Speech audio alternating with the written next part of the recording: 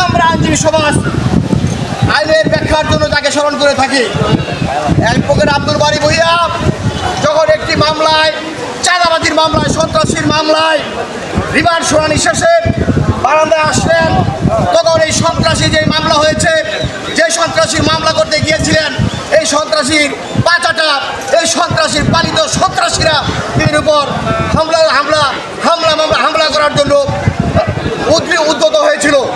আমি জানতে চাই, এত বড় দুঃসাহস এই সন্ত্রাসীর চামচারা কীভাবে পায় আদালত প্রাঙ্গণে? আমি বলবো, নারায়ণগঞ্জের এসপি প্রত্যুষ কুমার, আপনি কি করেন এখানে চেয়ারে বসে দুধ কলা খান নাকি? আপনার কোনো দায়িত্ব নেই? আমি কোর্ট প্রাঙ্গণের সিএসআই সাহেবকে বলবো, আপনি কি করেন? আইনজীবীদের নিরাপত্তা দিতে পারেন না, তাহলে আপনি চাকরি ছেড়ে দিয়ে অন্যত্র চলে যান।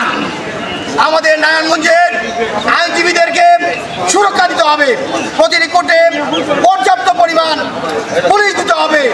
আপনারা দেখতে পেয়েছেন সকালবেলায় সন্ত্রাসীদের আনাগোনা, হাজার হাজার সন্ত্রাসীরা ভিড় করতেছিল, আপনারা সেখানে পর্যাপ্ত পরিমাণ পুলিশ কেন মোতায়েন করেননি? আমরা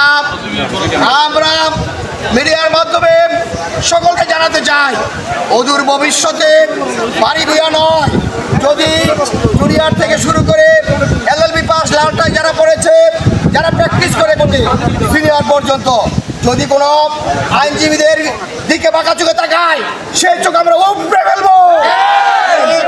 আমরা অনতিবিলম্বে এই ডিসিএসপিকে অনুরোধ জানাবো, আপনারা বারী সাহেবের উপর হামলাকারীদেরকে খুঁজে বের করে আইনের আওতায় নিয়ে আসুন, 48 ঘন্টার ভিতরে তাদেরকে গ্রেপ্তার করুন, নতুবা আমরা আইনজীবীরা, নারায়ণগঞ্জের আইনজীবীরা আরো কঠোর থেকে কঠোর কর্মসূচি গ্রহণ করবো ইনশাল্লাহ।